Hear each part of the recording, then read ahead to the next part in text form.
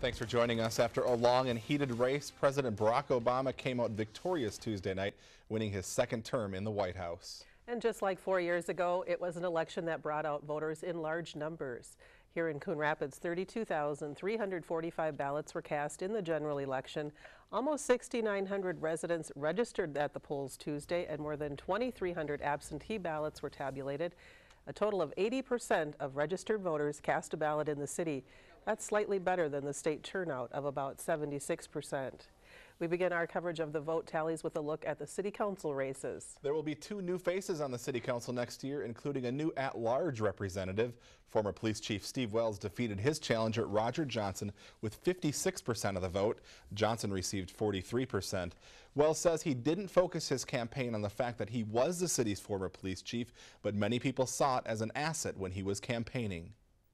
But I found the people I met, they felt it was really great experience for being on the city council. So, I mean, not like I was very proud of what I did in my job with the police department over the years, but people really felt that, and I heard that a lot from the public.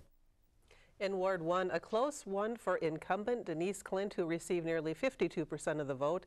Challenger Chad Newman received about 48%. Clint, who will be serving her fourth term on the council, says the tight race means there's more to learn from her constituents. It was close, and obviously that's telling me something. You know, some people are not happy with some of the things and the way it's going, so I hope I hear from them over the next few months and see if we can figure out what their concerns are. Moving to the race in Ward 2, former councilmember Ron Manning defeated challenger Ken Belter Tuesday night. Manning received 53% of the vote, while Belter got over just 46%.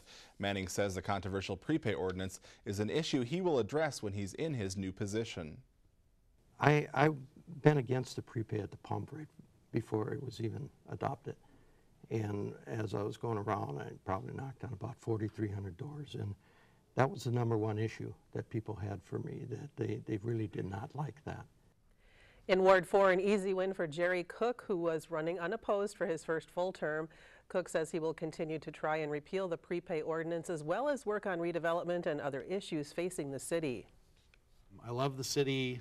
I'm raising my family here. I've got 5 kids, and I've got 3 still in high school at Coon Rapids High School. And I just really want to see the city do well. I want to see it be a place that attracts young families, that it attracts businesses, and I'm going to do whatever I can do to help that. Both incumbents, along with the 2 new members of the city council, will be sworn into office Monday, January 7th.